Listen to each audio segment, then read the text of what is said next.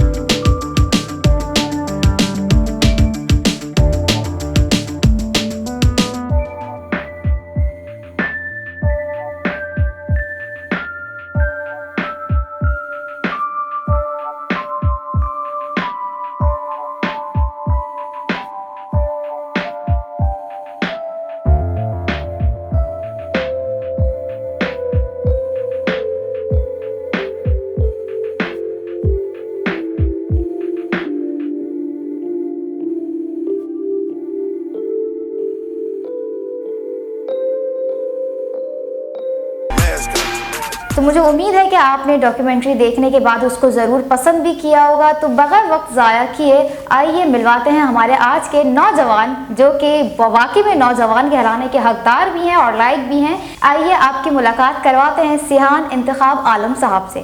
अस्सलाम वालेकुम इंतखाब सर। जी वालेकुम अस्सलाम। कैसे हैं आप सर? अल्हम्दुलिल्लाह। पहले तो मैं आपको खुशामदीद कहूँगी, वार्म वेलकम कि आप इस्लामाबाद से हमारे इन्विटेशन पर टाइम निकाल कर यहाँ कराची हमारे स्टूडियो में तशरीफ़ लाए, उसके लिए खुशामदीद। तो सर आप मुझे पहले बताएं कि आपकी स्पोर्ट्स की जर्नी कैसे शुरू हुई, क्या है आपका बैकग्राउंड, कैसे आपने स्पोर्ट्स में इंटरेस्ट अपना डेवलप किया?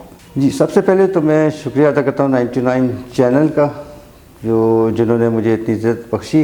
और एक माशाल्लाह से मैं डॉक्यूमेंट्री अभी देखी तो बहुत ही खूबसूरत और अच्छी जामे एक तरह से डॉक्यूमेंट्री उन्होंने बनाई है आप लोगों ने। जी ये सब हमारी टीम की जी आपकी टीम को बहुत मुबारक हो और बहुत शुक्रिया कि आपने मुझे इनवाइट किया है ताकि तो सर जैसे कि माशाल्लाह से आपके पास इतनी अचीवमेंट्स है, आप ब्लैक बेल्ट रह चुके हैं जापान से और आपको एक टाइटल भी दिया गया है Sheehan.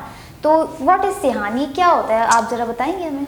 Actually black belt graduation है, ग्रेजुएशन के बाद first down, second down, third down, इस तरीके से 10 डाउन तक चलते हैं।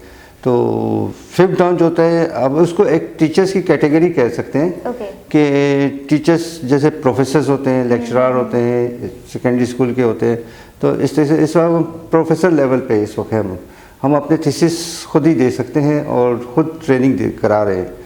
तो ब्लैक बेल्ट 5 डाउन इस वक्त पाकिस्तान में बहुत कम लोग हैं जो अथोराइज हैं जापान से, जापान हेडक्वार्टर, वर्ल्ड हेडक्वार्टर जिसको कह सकते हैं आप। तो और आप इंटरनेशनली भी हमारे पाकिस्तान को रिप्रेजेंट कर चुके हैं, वर्ल्ड चैंपियन रैंकिंग में आपको आई गेस 5th पोजीशन आपको मिली थी। तो वो क्या सिनेरियो था पूरा? एक्चुअली 97 में मॉस्को में वर्ल्ड चैम्पियनशिप थी, उसमें 45 कंट्रीज़ ने पार्टिसिपेट किया था। तो पाकिस्तान की तरफ से हमारी टीम थी। तो उसमें जब फाइट करते करते क्वार्टर फाइनल तक पहुँचे तो मेरी उंगलियां फ्रैक्चर हो गई थी। तो इस वजह से नेक्स्ट फाइट मैं नहीं कर सका था। बट ये भी हमारे लिए किसी एजाज़ से कम नहीं है कि आप हमारे साथ इस वक्त मौजूद हैं और आप इतने अच्छे तरीके से हमारे पाकिस्तान को रिप्रेजेंट कर चुके हैं, क्योंकि पाकिस्तान की बाहर के ममालिक में एक और ही शक्ल है। लोग खौफज़दा हो जाते हैं कि पाकिस्तान ये वो, लेकिन हमें अच्छा लगता है, फ़ख्र महसूस होता है कि जब हमारे पाकिस्तानी बाहर जाकर हमारे पाकिस्तान को प्रमोट कर रहे होते हैं। और इसी तरह से हम अपनी यूथ से भी उम्मीद रखते हैं कि वो आने वाली जो हमारी जो नस्ल है कि वो भी पाकिस्तान का इंशाल्लाह कहीं ना कहीं जाके नाम रोशन रोशन ज़रूर करेंगी और यही एक्सपेक्टेशंस होती हैं जो इंसान को आगे लेके जाती हैं। तो सर वैसे तो मुझे ये थीम समझाएं, कराटे की थीम होती क्या है, कितनी इसकी टाइप्स होती हैं, किस तरह की थी? क्योंकि दिखने में तो ये बहुत हार्ड लग रहा होता है, लेकिन जिनका इंटरेस्ट भी होता है कि हम कराटे सीखें, लेकिन वो आजकल जो हमारा सोसाइटी है, यूट्यूब है, ये सारी चीज़ें देख के वो वहीं पे फ्लॉप हो जाते हैं कि नहीं हमने इसमें जाना ही नहीं। तो इज़ इट कराटे डिफ़िकल्ट और इसमें क्या टेक्निक्स होती हैं? नहीं, कराटे कोई इतना डिफिकल्ट नहीं है, जाहिर है आप जो जिस चीज़ की प्रैक्टिस करते जाएंगे उसमें आप डिपेंड ऑन प्रैक्टिस। अब मेरी एकेडमी है SK martial art academy DHT Islamabad में, उसमें किड्स क्लब मैंने रखी क्लास, जिसमें छोटे 4-5 साल के बच्चे, सही, तो वो खेल कूद में ही बहुत कुछ सीख जाते हैं। तो आप 4-5 साल की उम्र से ही मतलब उनकी एकेडमी स्टार्ट कर देते हैं? जी बिल्कुल, 4-5 साल से। उसके बाद फीमेल्स क्लासेस हैं, उसमें हर उम्र की औरतें, ख़वातीन हैं, उसमें मैरिड ख़वातीन भी हैं, उसमें लड़कियां भी हैं, बच्चियां भी हैं। उसके बाद फिर तो कितना टाइम पीरियड है, कितने ईयर्स तक आप लोग उनको क्लासेस दे रहे होते हैं? रोज़ाना 1.5 घंटे की क्लास होती है, ठीक है, और 3 महीने बाद बेल्ट प्रमोशन टेस्ट होता है। अच्छा, जिसमें एक सिलेबस, हर बेल्ट का एक सिलेबस होता है, वो सिलेबस करके क्वालिफाई करता है, उसका टेस्ट लिया जाता है बाकायदा। अगर वो टेस्ट क्वालिफाई कर ले तो उसको नेक्स्ट बेल्ट प्रमोशन कर दी जाती है। तो तकरीबन 7 बेल्टें हैं, 7 बेल्टें कवर करने के बाद फिर ब्लैक बेल्ट। तो आपने जो भी बताया आपकी SKA एकेडमी जो है, तो इसको प्रमोट कौन कर रहा था, कौन इसकी स्पॉन्सरशिप वगैरह प्रोवाइड कर रहा होता है? SK एकेडमी को जो सबसे ज़्यादा हमें सपोर्ट है गीगा ग्रुप की तरफ से है। गीगा ग्रुप जी, गीगा ग्रुप एक बड़ा नाम है कंस्ट्रक्शन में, बिल्डर्स में, और गीगा मॉल इन्होंने वहाँ पे, और वर्ल्ड ट्रेड सेंटर वहाँ पे उन्होंने बनाया है, और पूरा एक टाउन उन्होंने इस्टेब्लिश किया है। तो जो बहुत यानी कि एक अच्छी लाइफस्टाइल है वहाँ पे। तो गीगा ग्रुप के जो MD हैं नजीब अमीन, वो काफ़ी हद तक बहुत ज़्यादा मतलब सपोर्ट करते हैं हमारी एकेडमी का। हमारे तो कब से सपोर्ट कर रहे हैं, मतलब ये काफ़ी टाइम हो गया? जी, तकरीबन जब से हमारी एकेडमी स्टार्ट हुई है, और इन्हीं की वजह से हमारी एकेडमी स्टार्ट हुई है। अच्छा, वाह। तो ये सारा मतलब काफ़ी इनका भी अपना भी इस पे प्लस पॉइंट है कि ये भी यूथ के साथ ही हैं, मिले में ये आपको सपोर्ट कर रहे हैं, आप यूथ को सपोर्ट कर रहे हैं, उनको आगे बढ़ा रहे हैं। जी बिल्कुल, गीगा ग्रुप इसके अलावा भी काफ़ी फलाही कामों में, फलाही इदारों में काफ़ी यूथ के लिए काफ़ी हद तक काम करते हैं, और भी स्पॉन्सरशिप करते हैं। कराटे के कितने स्टाइल्स होते हैं? एक्चुअली जो कराटे या मार्शल आर्ट है, दुनिया में बहुत सारे मुख्तलिफ स्टाइल के हैं, जिसमें इंटरनेशनली जो आता है, एक तो हमारा क्यूकिशन। आप कौन से वाले स्टाइल को फॉलो करते हैं? मेरा ताल्लुक क्यूकिशन काई से है। क्यूकिशन काई, आप इसको डिफाइन जी, करेंगे? क्यूकिशन काई जापान से का स्टाइल है, इसके फाउंडर मासायामा थे। क्यूकिशन काई का मतलब है सच्चे रास्ते पर चलने वाली तंजीम। तो ये आई गेस ये जापानीज वर्ड है? जी, जापानीज वर्ड है, और इसमें क्या कहते हैं, हम लोग फुल बॉडी कांटेक्ट खेलते हैं। हम लोग ऊपर से लेके नीचे तक अटैक करते हैं, और नॉकआउट बेस पे खेलते हैं हम लोग। हमारे पॉइंट्स नहीं होते, हम बॉडी को कंडीशन करते हैं, अपने पंच को स्ट्रॉन्ग करते हैं, अपने शिन्स को मतलब इतना स्ट्रॉन्ग कर लेते हैं कि किसी को हम मारते हैं तो उसको हिट होती है, और जब नॉकआउट होता है तो वो हमारी पॉइंट्स होता है। ऐसे ताइक्वांडो है, शोतोगान है, ये सारे इंटरनेशनल लेवल के अच्छे स्टाइल है, लेकिन वो स्पोर्ट्स कराटे है। हम लोग स्पोर्ट्स में नहीं आते, हम लोग प्रोफेशनल्स में आते हैं। अभी तक हम कोशिश कर रहे हैं कि ओलंपिक में हमें शामिल कर जाए, लेकिन उसी इंजरीज की वजह से वो हमें शामिल नहीं कर रहे। तो आपका लाइक आपने जैसे कि आपके प्रोफाइल के थ्रू हमें पता चला कि US एम्बेसी से भी आप लोगों का स्पोर्ट्स लिंक कुछ इस तरह से है, तो उसके बारे में क्या है? US एम्बेसी के थ्रू USAID वालों ने हमसे कांटेक्ट किया था, तो वुमेन एम्पावरमेंट पे हमने 2 वर्कशॉप किए थे। सही। जिसमें एक मेरे क्लब में हुआ था, इसमें पंजाब और KPK की खवातीन मुख्तलिफ डिस्ट्रिक्ट से आई थी। अच्छा, तो KPK में भी आपने मतलब जी बिल्कुल, तो वहाँ हमने उनको 1 हफ्ते का वर्कशॉप कराया सेल्फ डिफेंस में।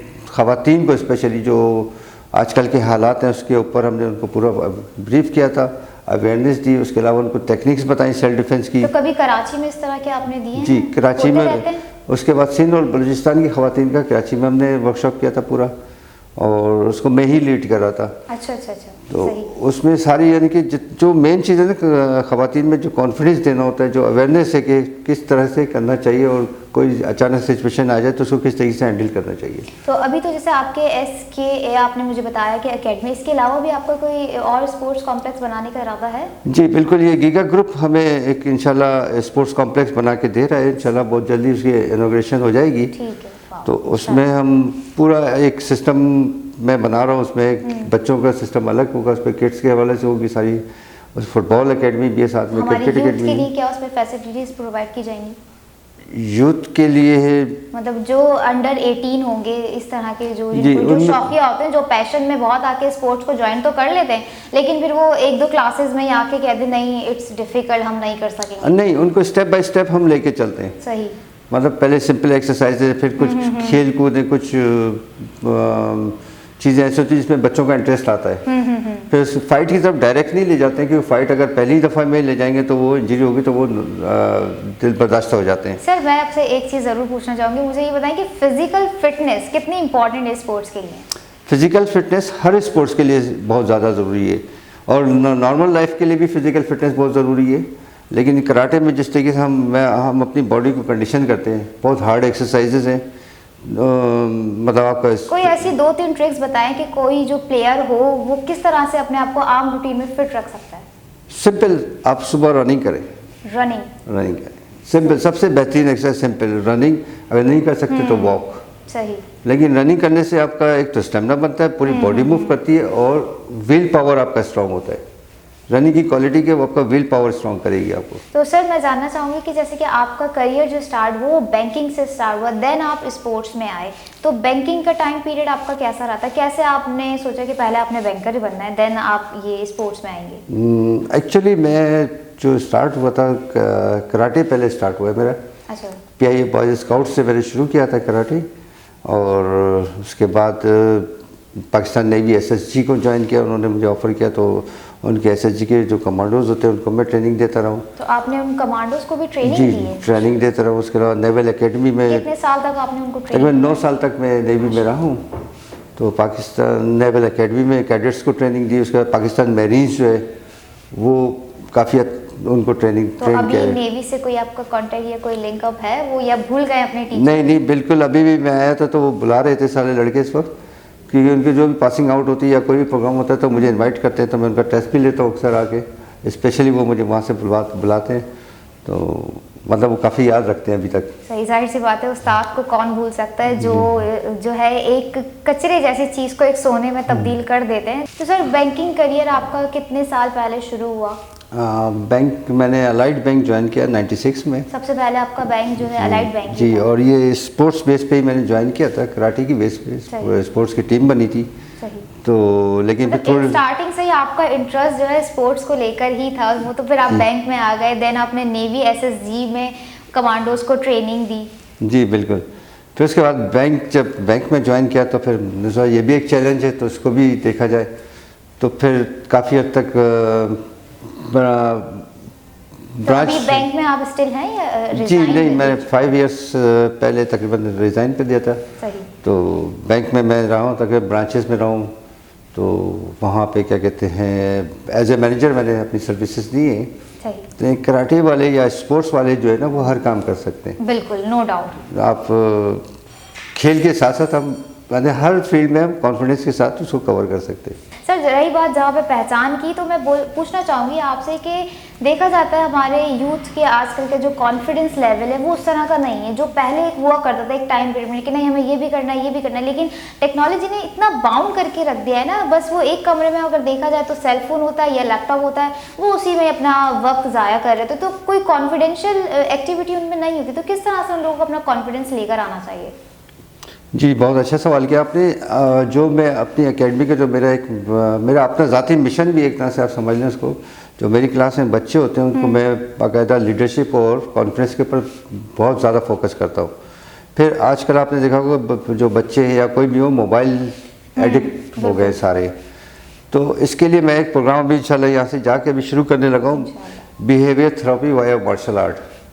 ये हम रेड क्रिसेंट के ताउन से करेंगे। तो ये आपने कराची में ही करना है? नहीं, इस्लामाबाद से हम शुरू करेंगे, फिर पूरे Pakistan all over the country हम इसको करेंगे। फिर उसके बाद अगर इंशाल्लाह इंटरनेशनल लेवल तक जाएंगे तो इसके ज़रिए हम थोड़ा सा कोशिश करेंगे मैच्योरिटी जो आती है जो मार्शल आर्ट की ट्रेनिंग से या एक्सरसाइजेज से, उससे किस तरीके से बिहेवियर चेंज होता है किसी भी बच्चे का, किसी भी इंसान का, किसी का भी।